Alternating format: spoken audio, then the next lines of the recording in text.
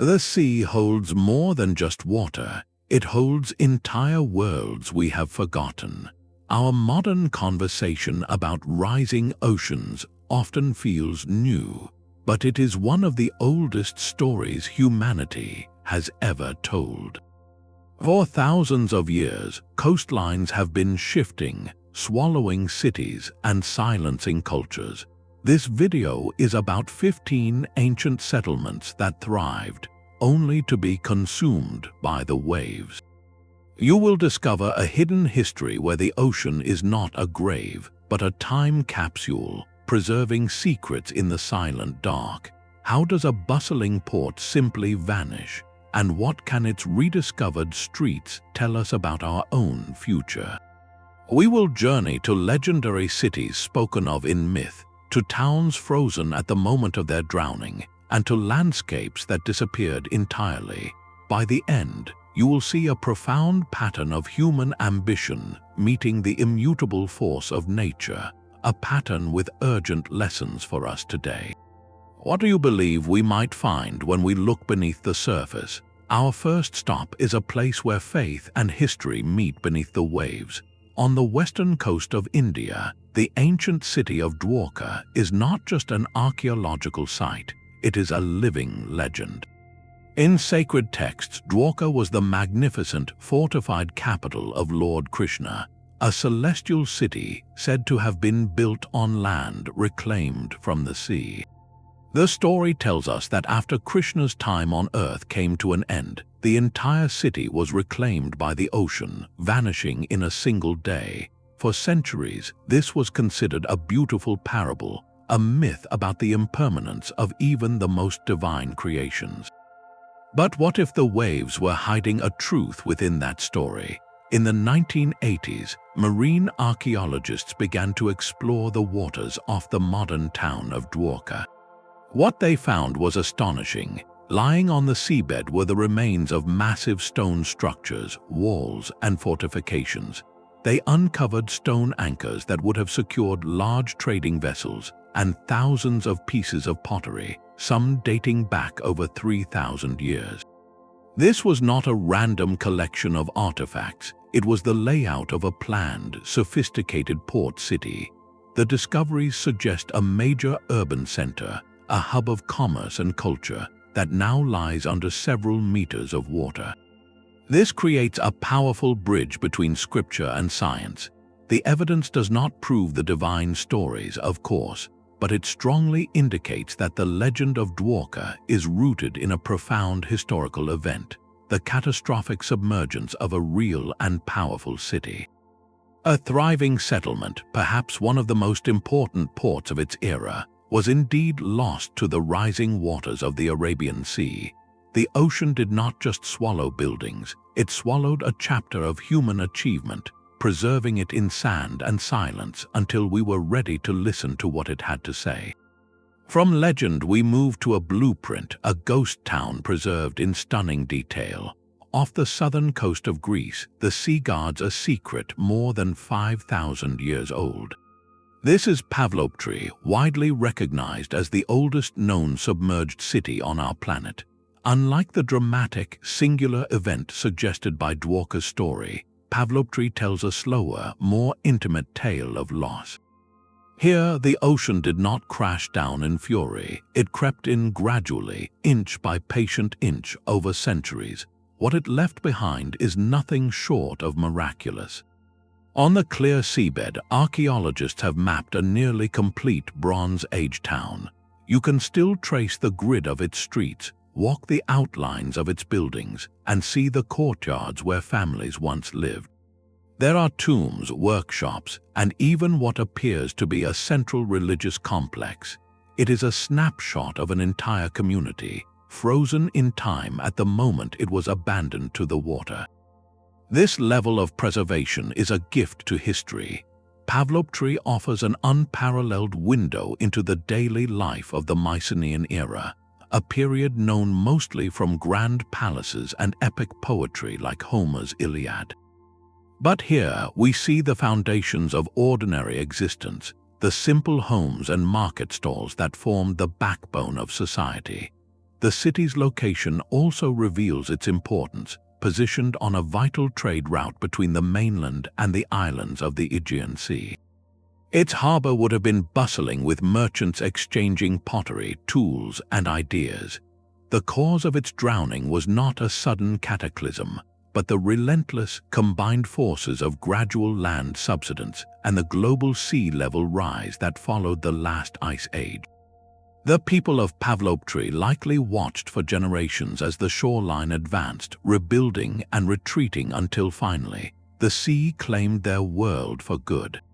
Their loss, however, has become our profound gain, a silent city on the seafloor that speaks volumes about resilience, adaptation, and the quiet, persistent power of the rising tide. The silent streets of Pavlopetri give us a clear map of a lost world, but some underwater discoveries refuse to be so easily understood. In the clear, blue waters off the coast of Yonaguni, Japan's westernmost island, lies a formation that has divided experts for decades. Rising from the seafloor is what appears to be a massive, terraced pyramid, a complex of stone platforms, sharp right angles, and what look like carved steps and pillars. It is a breathtaking sight, a submerged monument that seems to whisper of a forgotten civilization. The central mystery is as profound as it is simple. Is this a masterpiece of human hands or a masterpiece of geological chance? Geologists point to the powerful natural forces at work. The structure is made of sandstone, a rock prone to fracturing along straight lines as it weathers. The strong currents in the area could have carved and smoothed these blocks over thousands of years, creating the illusion of architecture through entirely natural processes. They argue that nature is a capable sculptor, and what we see is a remarkable but coincidental rock formation. Yet other researchers look at the same stones and see undeniable signs of human intention. They highlight features that seem out of place in a natural setting, perfectly straight 90-degree angles, what appear to be carved symbolic markings, and a series of steps that are evenly spaced. Most compellingly, they point to a flat, open area that resembles a plaza or a ceremonial space at the top of the main structure. If these features are indeed artificial, they would suggest a settlement or a sacred site of immense scale, built at a time when this area was dry land over 10,000 years ago. That timeline itself is staggering, placing its construction in a prehistoric era that would rewrite our understanding of Pacific cultures. The debate continues, with each side examining the same evidence through a different lens. This ongoing mystery transforms Yonaguni into something more than an archaeological site. It becomes a question etched in stone beneath the waves.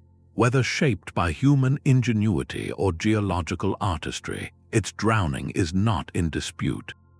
The monument now rests under nearly 80 feet of water, a direct result of the colossal sea level rise that followed the last ice age.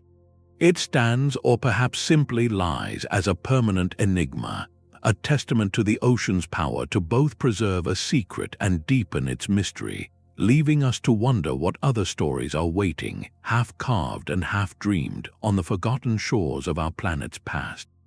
The debate over Yonaguni's origins reminds us that the seafloor is a vast museum, one whose exhibits are often breathtakingly clear. In the warm waters of the Mediterranean off the coast of Egypt, there is no room for such debate. Here, the past rises from the silt in unmistakable, monumental form. For over 1,000 years, the legendary twin cities of Heracleion and Canopus were little more than whispers in ancient texts, mentioned by historians like Herodotus as glittering gateways where the Nile met the sea. They were mythologized as centers of trade and pilgrimage where Egyptian gods met Greek merchants. Then they vanished, seemingly erased from the map and memory. Their rediscovery is a story of modern persistence meeting ancient grandeur. In the late 1990s, a French archaeologist, Frank Gaudiot, began a systematic survey of Baiae. What his team found, buried under layers of sand and several meters of water, was nothing short of a submerged civilization. The first objects to emerge from the gloom were colossal. A 16-foot-tall statue of the god Hapi, a symbol of the Nile's flood, lay peacefully on the seabed. Nearby, a massive red granite statue of a pharaoh, likely Ptolemaic, stood guard over a vanished kingdom. They discovered inscribed stelae, stone slabs bearing royal decrees in both Greek and Egyptian hieroglyphs, confirming the city's role as critical administrative hubs. The remains of vast temples dedicated to the god Amun-Jereb and the hero god Heracles slowly came into view, their toppled columns and walls mapping a sacred landscape. This was not a slow, gentle drowning like Pavlopetri. The end for Heracleion and Canopus was likely dramatic and multifaceted. These cities were built on the unstable, silty ground of the Nile Delta. Over centuries, the weight of their massive stone buildings, combined with natural soil compaction, caused the land to gradually sink. This subsidence was almost certainly accelerated by seismic activity, perhaps a series of earthquakes that liquefied the waterlogged soil beneath them. Into this precarious situation came the relentless, global rise of the Mediterranean Sea. The combination proved catastrophic. The very waters that brought them wealth and connection eventually poured over their quays and into their temples, swallowing these twin titans of commerce and culture. They now rest in a silent, aqueous grave, their colossal statues gazing upward, forever waiting for a dawn that will not come. Their discovery, however, is a profound gift, a physical anchor for stories we thought were only legend, and a stark lesson in the vulnerability of even the greatest ports when the very ground beneath them and the waters around them begin to shift. The colossal statues of Heracleion speak of a grand, organized society, but the sea also preserves moments of intimate, individual life from a far more distant past. Off the coast of modern Israel, near Mount Carmel, the waters hold a settlement from a time before pottery, before writing, before the pyramids, a village known as Atlit-Yam. This is not a city of stone monuments, but a community of stone houses, submerged for over 8,000 years. The preservation here is so profound it feels like walking into a home where the inhabitants have just stepped out. Archaeologists have mapped a complete Neolithic village with rectangular homes, hearths for cooking, and wells dug deep into the freshwater aquifer. The most haunting discovery is a circle of massive stones, a ritual site with a central stone that may have been used for offerings, giving us a rare glimpse into the spiritual world of these early farmers. Yet, this snapshot of early community life also contains a sobering medical record. Studies of the remains found at the site have revealed the earliest known cases of tuberculosis in human history. This finding is not presented as a grim detail, but as a profound insight. It shows that the challenges of settled community life, including health challenges, were part of the human story even then. The reason this village now lies under the Mediterranean is a global one. Atlit-Yam thrived during a period when sea levels were relatively stable, but as the glaciers from the last ice age continued to melt, the waters began a relentless, inevitable rise.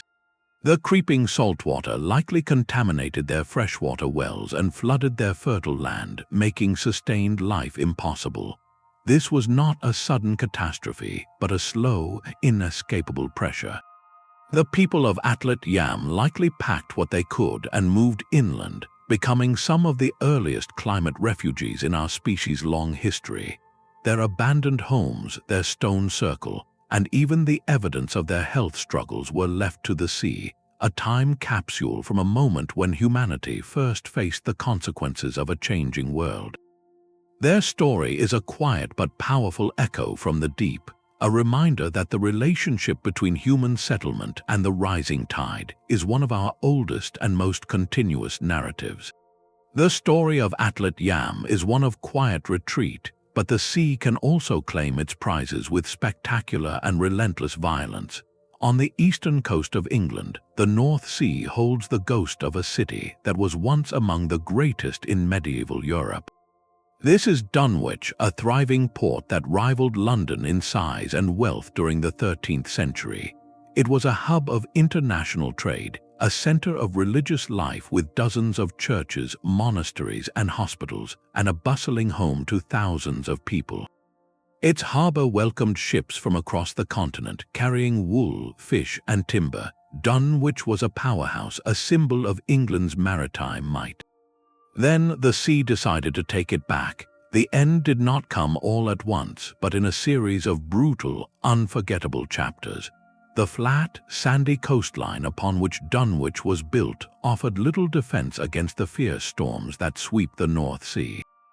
Beginning in the late 13th century, a period historians call the St. Marcellus's Flood, a succession of catastrophic storms and surges began to pound the town. With each tempest, enormous chunks of the soft cliffs would collapse into the raging water.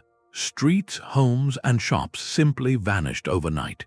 The townspeople fought back, building seawalls and pleading for royal funds, but they were engaged in a battle they could not win.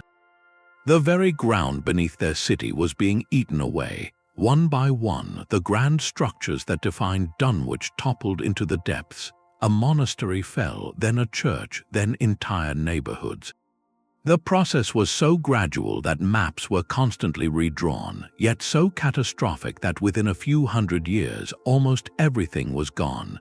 Today, Dunwich is a quiet village of a few hundred souls, a faint echo of its former glory. The vast majority of the medieval metropolis now lies under the cold, gray waves, up to a mile out from the present shoreline. Local legend says that on stormy nights, you can still hear the bells of the lost churches tolling mournfully from beneath the water, a haunting auditory memory of the drowned city. This folklore speaks to the profound cultural impact of such a loss, transforming a historical event into a permanent local myth. Modern archaeology confirms the scale of the tragedy. Sonar surveys have mapped the outlines of streets and foundations on the seabed, revealing the ghostly grid of a major urban center. Divers have recovered stone coffins and masonry from the abyss, tangible pieces of a world that was washed away. Dunwich stands as a powerful and sobering monument not to a single disaster, but to the incremental, unstoppable force of coastal erosion, amplified by rising sea levels and changing weather patterns.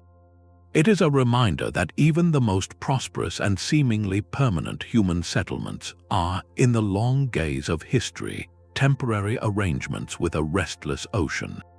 While the North Sea claimed Dunwich through relentless force, another city met the water through a single, deliberate decision. In the lush, mountainous Zhejiang province of China, a different kind of underwater marvel waits. This is the sunken city of Shicheng, often called the Lion City for the nearby Five-Lion Mountain. Its story is not one of ancient environmental shifts, but of a modern choice made for progress. In the 1950s, the Chinese government needed to generate electricity for a growing nation. They constructed the Xinan River Hydroelectric Station, and in doing so, created the vast Qingdao Lake, a reservoir of stunning beauty. Beneath its placid surface, however, lay a secret. The administrators made the difficult choice to completely flood the ancient city of Shicheng, a settlement with a history stretching back over 1,300 years. Entire communities were relocated, and a centuries-old urban landscape was left to the rising waters. What makes Shicheng so extraordinary is not its reason for drowning, but its remarkable state of preservation. Unlike the saltwater environments that slowly erode stone and wood, the cold, dark, and calm freshwater of the deep reservoir has acted as a perfect preservative. Free from the corrosive effects of sunlight, waves, and marine life, the city has been held in a state of suspended animation. Recent underwater explorations have revealed a site that seems to defy time itself. Intricately carved archways, their wooden beams still intact, stand guard over silent streets. Elaborate stone reliefs of lions, dragons, and phoenixes adorn the walls of temples and memorial arches, their details as sharp as the day they were submerged. Grand houses with their courtyards and elegant staircases remain, offering a pristine snapshot of Ming and Qing dynasty architectural artistry. This creates a powerful parallel to the cities lost to natural sea level rise. While their fates were dictated by environmental forces, Shicheng's fate was a human calculation. Yet the result is similarly profound. The water has created an immaculate time capsule. For archaeologists, it is an unparalleled laboratory, a complete urban center where they can study construction techniques, urban planning, and daily life from an era that is usually only accessible through fragments and foundations on land. The Lion City challenges our notion of what a sunken settlement represents. It is not a tragedy of nature's indifference, but a complex legacy of sacrifice for communal progress. Its silent, preserved grandeur now offers a different kind of lesson, showing us with perfect clarity what we have chosen to leave behind and what the deep, still water can choose to keep. Sometimes a single event can rewrite the geography of a continent and the memory of a people. The Black Sea we know today, a vast saltwater expanse, holds within its depths one of the most dramatic origin stories on our list. For much of human prehistory, this basin was not a sea at all, but a large freshwater lake lying hundreds of feet below the level of the world's oceans.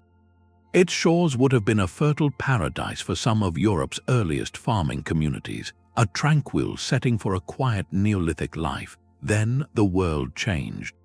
Around 5,600 years before the Common Era, a natural dam of land where the Bosporus Strait now sits is believed to have catastrophically failed. The waters of the rising Mediterranean Sea, having crept upward for millennia since the end of the last ice age, finally found a point of weakness. What happened next was not a gentle trickle, but a cataclysmic rupture. Salt water from the Mediterranean is thought to have thundered through the breach in a torrent of unimaginable force, cascading into the low-lying lake basin with 200 times the daily flow of Niagara Falls. This event, known to scientists as the Black Sea Deluge hypothesis, would have been a spectacle of pure, terrifying power. The shoreline would have retreated by a mile or more each day, swallowing the land at a pace no community could outrun. For the farming villages settled along the ancient lake's fertile edges, this was not a slow environmental shift. It was an apocalypse arriving with the sound of a continuous, roaring waterfall that lasted for months. Their world, their homes, and their fields vanished beneath a relentless, rising wall of salt water. The cultural impact of such a trauma would have been indelible. Researchers have long noted a fascinating pattern. Flood myths are among the most universal stories shared by human cultures across the globe. From the Mesopotamian epic of Gilgamesh to the biblical story of Noah, narratives of a great deluge sent by higher powers to cleanse the earth feature prominently. The Black Sea event provides a compelling geological candidate for a real, historical catastrophe that could have seeded these enduring legends. Survivors fleeing the inundation would have carried the story inland, a tale of a world drowned by the sea, passed down through generations and across continents, slowly transforming from lived history into foundational myth. The search for physical evidence of these lost Neolithic shores is a monumental challenge in underwater archaeology. The Black Sea's deep, anoxic waters, devoid of oxygen below a certain depth, create a unique preservation environment. Organic materials like wood, rope, and even entire shipwrecks from later periods have been found in a stunning state of preservation on the seafloor. This gives scientists hope that traces of these much older, drowned settlements might also survive. The quest is to find the drowned coastline of that ancient freshwater lake, to locate the stone tools, pottery shards, and post holes of houses that were abandoned in a panic over 7,000 years ago. Each potential discovery is a piece of a profound puzzle, connecting a specific, violent geological event to the scattered human memory of a great flood.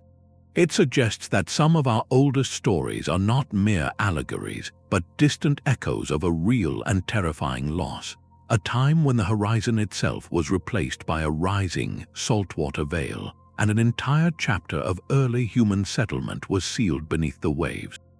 The debate over a prehistoric deluge leads us to another deep water mystery, one where the line between a lost world and wishful thinking is frustratingly blurred.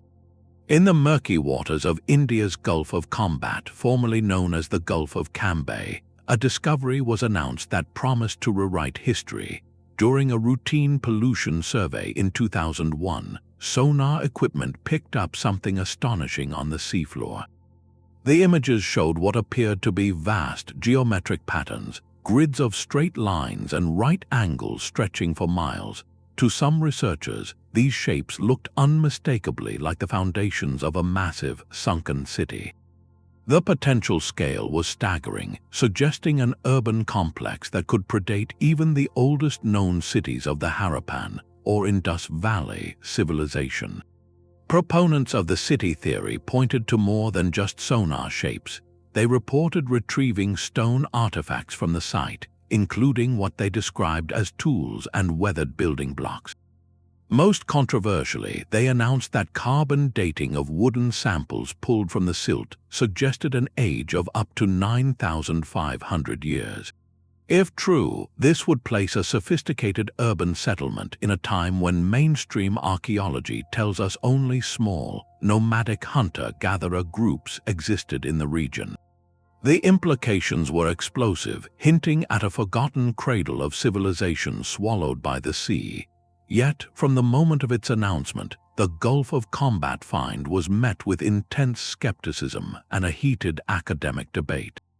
Critics, including many leading marine archaeologists, raised serious questions. The sonar images, they argued, could easily be explained by natural geological processes. The area is known for ancient sandbanks and ridges that can fracture in linear patterns, creating the illusion of streets and buildings. The strong tidal currents in the Gulf constantly shift sediments, which can also produce sonar artifacts that look artificial. As for the recovered artifacts, skeptics suggested they could be simple stones naturally shaped by water, or even debris from much later periods that had settled on the older seabed. The carbon dating results were particularly contentious, with questions about whether the wood samples were truly in situ, meaning undisturbed in their original location, or had been washed into the area from elsewhere. The core of the debate boils down to a single critical requirement: conclusive, peer-reviewed excavation. To prove a city exists, archaeologists need to systematically excavate the site, mapping structures, uncovering artifacts in clear layers, and demonstrating undeniable human activity. The conditions in the Gulf of Cambay make this extraordinarily difficult. The water is exceptionally turbid with near-zero visibility, and the powerful currents make precise, delicate archaeological work a monumental challenge. Furthermore, the site lies at a depth of over 100 feet, adding technical complexity and cost. So, the mystery remains suspended, unresolved. It stands as a powerful symbol of both the allure and the frustration of underwater archaeology. The possibility that a vast Harappan-era metropolis, or something even older, lies drowned there is a captivating idea. It speaks directly to the theme of rising seas consuming advanced societies. Yet, without solid proof, it also serves as a cautionary tale about interpreting the secrets of the deep. The ocean floor is a canvas upon which both nature and human history have written, and sometimes their handwriting can look eerily similar. This unresolved puzzle reminds us that for every clear-cut discovery like Pavlopetri, there may be a dozen ambiguous sonar ghosts waiting in the dark water for technology and tenacity to finally reveal their truth. The unresolved whispers of the Gulf of Cambay stand in stark contrast to a European legend that has been pulled piece by piece from the mud. On the wild, flat coast of northern Germany, the name Rungholt is spoken with a mix of awe and warning. For centuries, it was known as the Atlantis of the North Sea, a fabulously wealthy trading town said to have been punished for the sins of its inhabitants, swallowed by the waves in a single, terrifying night. The legend told of church bells that could still be heard ringing from beneath the Wadden Sea, a mournful sound marking a city lost to divine retribution. This was the stuff of folklore, a moral tale about hubris. Yet the truth emerging from the tidal flats is, in its own way, just as dramatic. Rungholt was very real, and its end was a collision of human ambition and an increasingly unstable climate.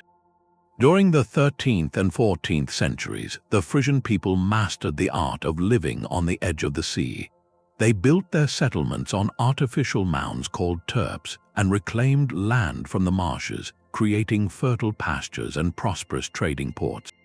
Rungholt grew rich from this reclaimed land, becoming a key hub in a network of commerce that stretched across northern Europe. Its people were confident, perhaps overly so, in their ability to control their environment. Then came the year 1362. A monstrous storm surge, later named the Groot Mandrenk, or the Great Drowning of Men, swept across the North Sea. Historical records describe a night of unimaginable terror, with waves breaching dikes and walls that had stood for generations. When dawn broke, entire regions of the coast had been redrawn. Rungholt, along with dozens of other villages and an estimated 10,000 people, was simply gone. The land it stood on was shattered into a labyrinth of creeks and islands, permanently submerged by the saltwater. For a long time, that was where the story ended, a cautionary footnote in medieval chronicles. But the shifting sands of the Wadden Sea are reluctant to keep secrets forever. During very low tides, when the water retreats for miles, the ghost of Rungholt briefly reveals itself. Archaeologists and local researchers have mapped a haunting landscape. They have found the systematic layout of drainage canals and the remains of sturdy tidal gates, sophisticated infrastructure that speaks to a highly organized society. The foundations of large, longhouses have been identified, along with the outlines of a central church. Most tellingly, they have discovered a raised roadway, a causeway that once connected this thriving port to the mainland. These are not the vague shapes of sonar ghosts. These are the tangible, physical footprints of a lost community. The story of Rungholt, therefore, transforms from pure myth into a profound historical lesson. It was not drowned by the wrath of gods, but by a combination of factors we recognize all too well today. The land reclamation projects, while ingenious, may have made the coastline more vulnerable by altering natural drainage. More critically, this period coincided with the beginning of the Little Ice Age, a climatic shift that brought more frequent and more violent storms to northern Europe. Rungholt was a victim of extreme weather events supercharged by a changing climate and of rising sea levels that made its low-lying position untenable.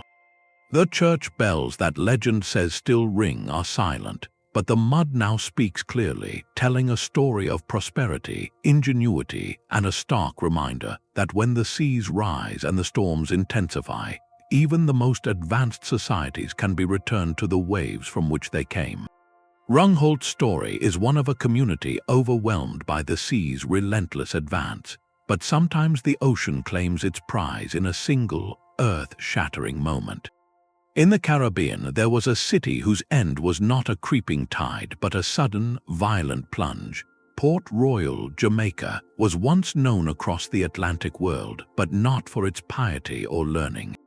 It was infamous as the wickedest city on earth, the unrivaled capital of piracy in the 17th century.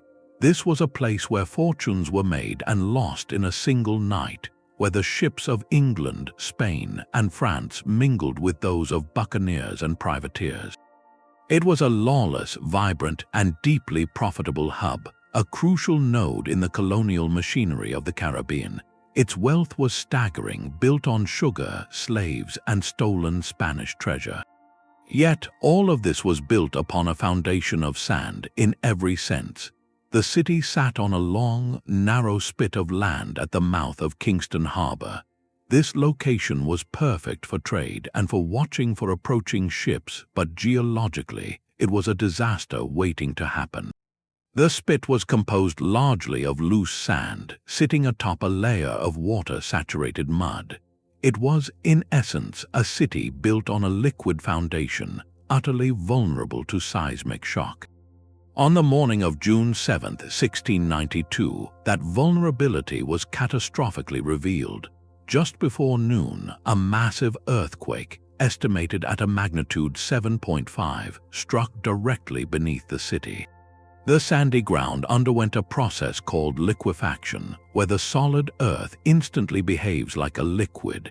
Buildings, streets, and entire sections of the waterfront simply sank into the suddenly fluid ground.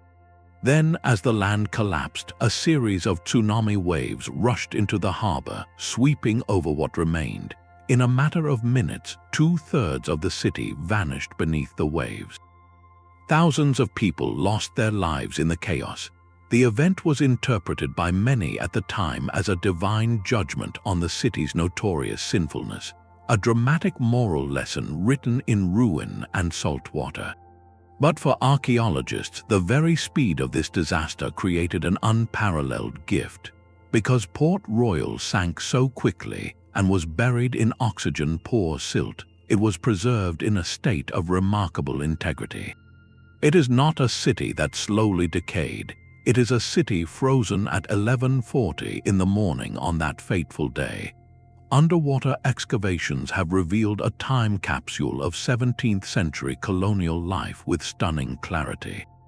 Researchers have found fully furnished buildings with pewter plates still on tables and clay pipes beside them. They have uncovered workshops with tools laid out as if the artisan had just stepped away, and taverns with bottles still standing. One poignant discovery was a pocket watch. Its hands stopped at the precise moment the earthquake struck. This level of preservation offers a raw, unfiltered glimpse into the daily existence of everyone from wealthy merchants to enslaved individuals, capturing the material culture of a brutal yet pivotal era in Atlantic history.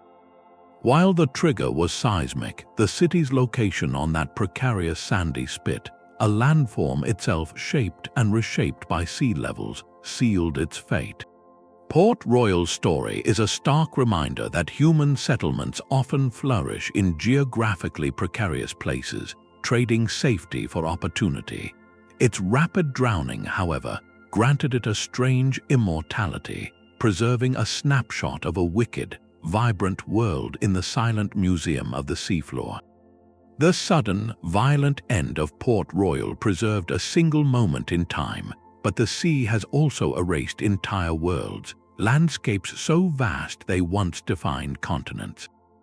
Beneath the churning grey waves of the North Sea lies a lost country, a forgotten bridge between lands we now call separate. This is Doggerland, a name taken from the Dogger Bank, a shallow fishing ground that is, in fact, the highest hill of a sunken realm. 8,000 years ago, this was not water at all. It was a sprawling, fertile lowland that connected the eastern coast of Britain to the Netherlands, Denmark, and Germany. Imagine a Europe where you could walk from London to Copenhagen without getting your feet wet, through forests of pine and oak, across rolling hills and wide river valleys. This was the home of Mesolithic hunter-gatherers, people who followed migrating herds of deer and aurochs, who fished in its rivers and gathered food from its rich woodlands. Theirs was a life intimately tied to the rhythms of this now vanished landscape. The end of Doggerland was not a single catastrophe, but a slow, inexorable drowning that unfolded over millennia. As the last ice age receded, colossal ice sheets melted, pouring vast quantities of freshwater into the world's oceans. Sea levels began a relentless climb, creeping upward at a rate of about 3 feet per century. For the people living there, this was a change visible within a single lifetime. They would have watched as familiar hunting grounds were gradually claimed by saltwater marshes, as coastal forests died and were submerged as the shoreline advanced mile by relentless mile. Communities were forced to retreat again and again, carrying their stories and their knowledge to higher ground in what are now Britain and mainland Europe. The final chapter may have been dramatic. Geological evidence suggests that around 6,100 years before the Common Era, a massive submarine landslide off the coast of Norway, known as the Storegga Slide, triggered a devastating tsunami that would have swept across the remaining low-lying areas of Doggerland. This event likely delivered the final blow to any remaining communities, inundating the last vestiges of this once great land bridge. Today, the only evidence of this lost world comes from the nets of fishermen and the scans of scientists. For over a century, trawlers working the Dogger Bank have pulled up strange treasures in their nets, not just fish, but ancient animal bones, stone tools, and even worked pieces of amber and flint. These accidental finds were the first clues that a human story lay beneath the seabed. Modern seismic surveys, which use sound waves to map geological layers, have painted a breathtaking picture of this drowned landscape.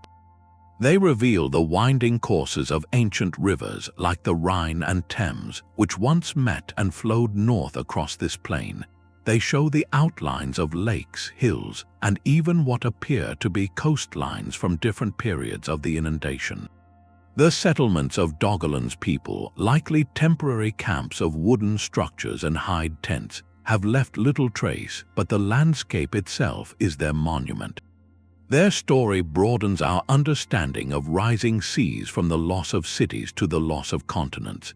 It reminds us that the maps we take for granted are temporary, that coastlines are fleeting contracts written in sand and silt.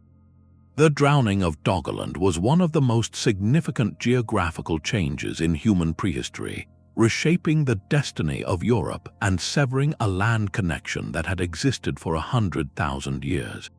It forces us to consider a profound question: what other histories, what other entire ways of life have been silently erased by the rising tide, leaving behind only scattered stones in a fisherman's net and ghostly riverbeds on a sonar screen? Not all lost cities require deep-sea submersibles to find their story. Sometimes history lies just beneath the surface, waiting in water so clear you can touch it. This is the case with Aulis, an ancient Dorian city on the island of Crete. Today, the modern resort town of Elaunda looks out over a beautiful turquoise bay. But if you wade into those calm, shallow waters with just a mask and snorkel, you enter a different world entirely. Beneath you, the seabed is not just sand and rock, it is a grid. You can swim over the clear outlines of building foundations, the low remains of walls that once defined homes and public spaces. Most strikingly, two long, parallel stone walls run across the seafloor, the remnants of a main street that once bustled with life. In some spots, you can even see circular stone bases that once held columns, the skeletal footprints of a more ambitious structure. It is a ghost city rendered in pale stone and dappled sunlight, an archaeological site you can literally float above. Aulis was no minor settlement. For centuries, it was a powerful and independent city-state, minting its own coins and controlling important trade routes across the eastern Mediterranean. It was famous for a remarkable treaty of alliance it held with the nearby city of Rhodes, an agreement inscribed on stone for all to see. The city thrived here for generations, its prosperity built on the sea that would eventually claim it.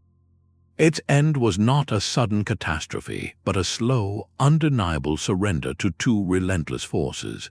First, the very ground beneath Crete is alive, part of a complex tectonic boundary where the African plate meets the Aegean. This area is prone to seismic activity, and over centuries, a series of earthquakes likely caused the land around Aulis to subside, lowering its elevation inch by inch. This gradual sinking was then compounded by the ongoing, global rise in sea levels following the last ice age. The ocean did not attack Aulis with a violent surge. It simply arrived, seeping into the lower parts of the city, contaminating freshwater wells and making the harbor increasingly difficult to maintain.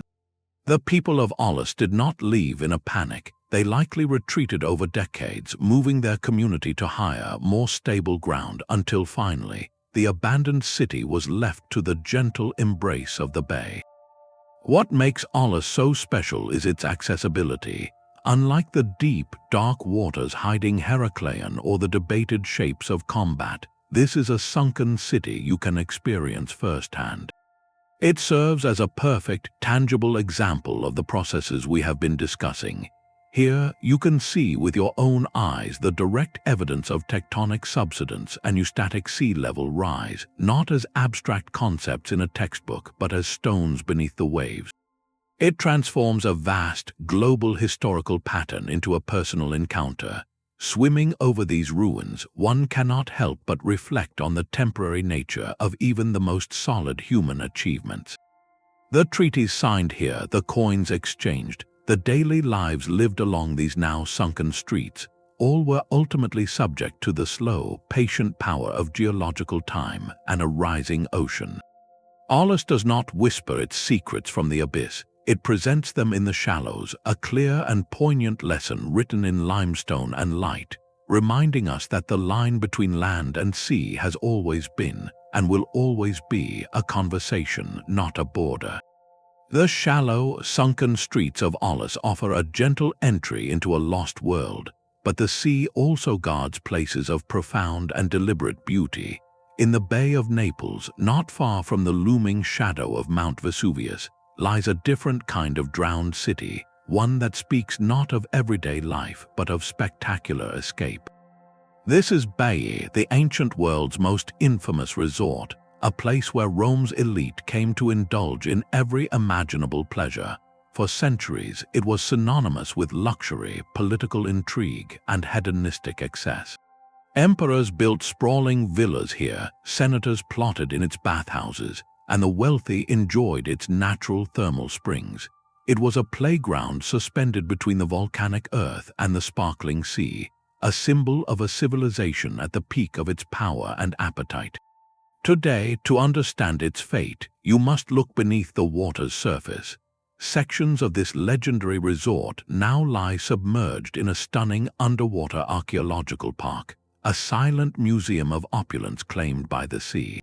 The cause was not a sudden eruption, but a slower, more mysterious geological force.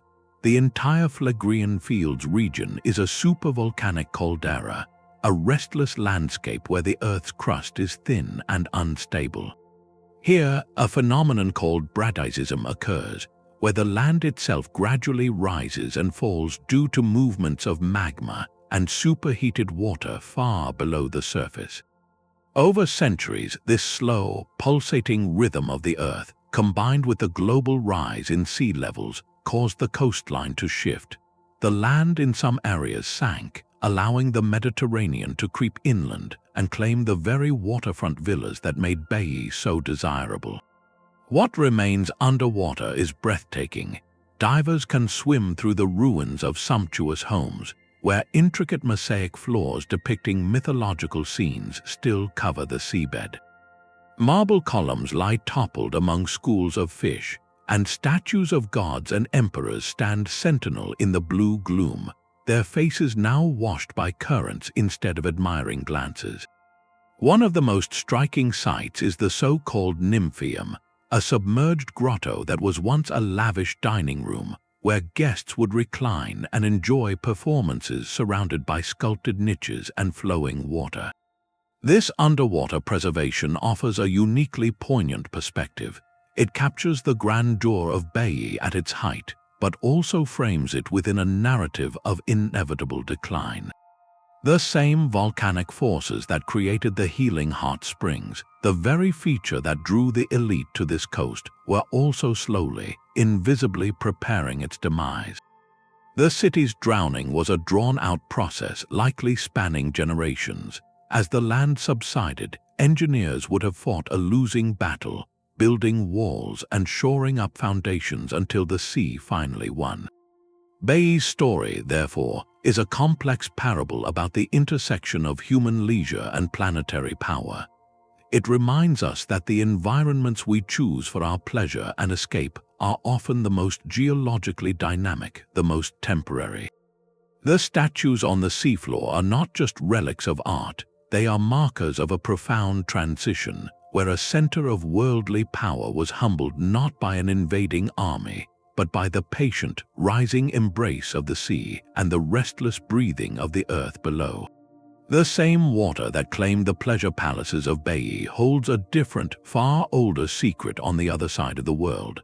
Our final journey takes us not to a single city, but to 1,000 whispered beginnings scattered across the vast expanse of the Pacific Ocean. We conclude with a profound hypothesis about the ancestors of many Polynesian cultures, the Lapita people. Their story is one of humanity's greatest adventures, a millennia-long voyage across thousands of miles of open ocean in outrigger canoes. From around 1,500 years before the Common Era, these remarkable navigators and explorers began spreading eastward from the islands near New Guinea, carrying with them a distinct culture marked by their intricately patterned pottery. They reached Fiji, Tonga, and Samoa, eventually becoming the foundational ancestors of the Polynesian societies we know today. For a long time, archaeologists pieced together their story from the evidence they left on dry land, settlements found a short distance inland from modern coastlines. But a compelling new theory is changing our understanding of their earliest chapters. Researchers now suggest that the very first landfalls made by the Lapita, the initial beachheads where they established their earliest settlements, would logically have been on the most inviting and accessible spots, the sheltered, flat coastal plains and lagoons right at the water's edge. These are the perfect places to pull up a canoe, find fresh water, and begin a new life.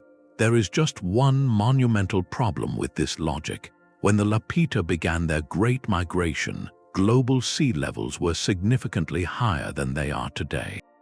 Over the subsequent millennia, as the climate cooled slightly and water became locked in polar ice, the oceans receded. This means the coastlines of the Pacific Islands looked very different then.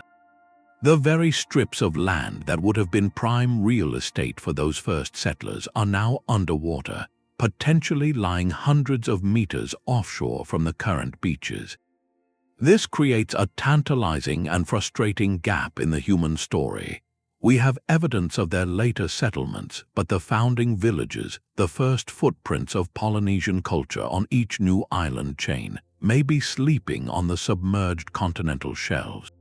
This hypothesis is now driving a bold new frontier in underwater archaeology. Scientists are beginning to systematically survey these shallow offshore areas, using sonar and coring techniques to search for the telltale signs of human presence, fragments of that distinctive pottery, charcoal from ancient hearths, or post holes from stilt houses built over lagoons.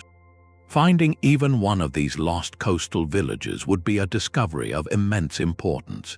It would provide a crucial missing link, showing us exactly how these explorers lived when they first arrived in a new world. It would reveal their adaptation strategies, their social organization, and perhaps even the reasons they felt compelled to keep sailing ever further into the unknown. The potential loss of these sites to the original higher seas adds a profound layer to our theme. It suggests that the great Polynesian expansion, a story of incredible human courage and skill, was also a story shaped by an ever-changing relationship with the ocean. The water was their highway, their source of food, and the constant challenge that defined them. Yet that same water, by later retreating, may have concealed the very origins of their journey. The search for the Lapita's lost villages reframes the entire Pacific. It is no longer just a space crossed by brave voyagers, but a landscape itself in motion, where the clues to humanity's greatest maritime discovery are not buried in sand, but resting in the silent, sunlit waters just beyond the reef, waiting to connect the dots of a story written not on land, but in the timeless dialogue between people and the sea. These 15 stories, scattered across oceans and millennia, are not isolated tragedies.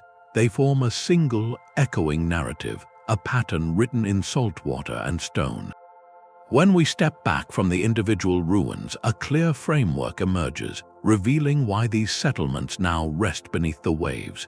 The causes are surprisingly few, yet their combinations are endlessly potent. The most universal force is the great global sigh of the post-glacial world. As the massive ice sheets melted at the end of the last ice age, colossal volumes of water returned to the oceans. This was not a gentle rise, but a relentless creep that spanned thousands of years, adding inches and feet to coastlines with each generation. For settlements like Pavlopetri or the villages of Doggerland, this was the slow, inescapable pressure that defined their final centuries. Their people watched as familiar landmarks drowned, their freshwater turned brackish, and their fertile fields became salt marsh. The response was often a gradual, managed retreat, a heartbreaking process of abandoning homes and moving memories to higher ground. This slow drowning, however, can create perfect conditions for preservation, as layers of silt gently blanket and protect a site, much like the freshwater that guards the lion city of Shicheng. A second powerful driver is the very ground beneath our feet. Tectonic subsidence occurs when the Earth's crust slowly sinks, often in seismically active regions. This is not the sea rising, but the land falling to meet it. The magnificent resorts of Baiae and the port of Aulis were victims of this gradual descent, their elegant floors and streets lowering inch by inch over centuries until the Mediterranean claimed them. This process often works in tandem with global sea level rise, a double jeopardy that even the most advanced engineers could not overcome. Then there are the sudden, catastrophic events that deliver a final, violent blow. A single monstrous storm surge, like the Groot Mandrink, can erase a city like Rungholt in one night. An earthquake can trigger liquefaction and tsunamis, as it did at Port Royal, plunging a bustling port into the abyss in minutes. These rapid disasters offer a different kind of archaeological gift, a frozen moment in time, but they also represent a total and immediate rupture for the community, leaving no chance for adaptation or escape. Finally, we must consider the role of human engineering itself. Our attempts to control nature can sometimes set the stage for greater loss. The people of Rungholt reclaimed land from the sea, only to see their altered landscape become more vulnerable to storms. The decision to flood Shicheng for a modern reservoir was a deliberate trade, sacrificing one history for another kind of progress. These causes rarely work alone. More often they combine. A subsiding coastline meets a rising sea, and then a major storm delivers the knockout punch. The rate of drowning shapes everything from what gets left behind to how a culture remembers its loss. A gradual retreat allows for salvage and story, embedding the event in folklore as a slow farewell. A sudden cataclysm, however, becomes a foundational trauma, a mythic deluge that echoes through generations. Each sunken city, whether it faded over centuries or vanished in a day, leaves a distinct fingerprint on the seabed and on our collective memory, teaching us that our dialogue with the ocean is a continuous negotiation, one where the terms have always been written in water, sand, and time. This recurring pattern of loss is not a record of human failure, but a testament to a profound and enduring relationship. For thousands of years, our ancestors have built their greatest works at the water's edge, drawn by the promise of trade, travel, and sustenance. The ocean was their highway and their larder, a source of life and connection. Yet the 15 stories we have explored together reveal the other side of that bargain. They show us that the line between land and sea has never been permanent. It is a frontier that breathes, shifts, and sometimes reclaims what was given. These sunken cities are not random accidents. They are chapters in a single, continuous story of human ambition meeting the immutable forces of our planet. They are stark reminders of our long-term vulnerability to environmental change, whether that change comes from the slow melt of ancient glaciers, the restless sinking of tectonic plates, or the fury of a changing climate. The people of Doggerland watched their world drown over generations. The citizens of Rungholt faced a single night of terror. Each community, in its own time, reached a point of no return. But within that vulnerability lies a parallel narrative of incredible resilience and adaptability. These were not passive victims. They were engineers who built seawalls like at Dunwich. They were navigators who read the stars and moved on like the Lapita people. They were survivors who carried their stories inland, where those stories became the myths of floods and lost cities that we still tell today. The legacy they left behind is not one of pure tragedy, but of continuous response. The drowned cities themselves have become that legacy, preserved in their watery graves as time capsules of unparalleled value. They offer us a clarity often lost in the ruined cities on land, showing us daily life frozen in a moment or urban plans laid bare on the seafloor. They give faces through their artifacts and structures to cultures we might otherwise know only through fragments. This connection from past to present is where these stories gain their urgent relevance. The forces that claimed these settlements are not locked in the ancient past. Today, our global climate is changing and sea levels are rising once more, this time accelerated by human activity. The creeping inundation that took Pavlopetri, the catastrophic storms that erased Rungholt, the ground subsidence that sank Baiae, these are not just historical footnotes. They are scenarios being studied by coastal planners from Miami to Mumbai, from the Netherlands to the islands of the Pacific. The ancient drownings teach us about timelines, about the compound risks of subsidence and storm surge, and about the social choices between retreat and defense. They remind us that the most prosperous places are often the most geographically precarious, and that the decision of where to build is a gamble with the planet itself. So, what do we do with this knowledge? The call is not for fear, but for perspective and curiosity. These 15 sites invite us to look at our own coastlines with new eyes, to see the deep history written in their sands and the potential futures written in their rising tides. They encourage us to support the archaeologists and scientists who are reading these submerged archives, because every artifact recovered adds a sentence to the human story. Most of all, they ask us to remember that we are part of this same long conversation between humanity and the sea.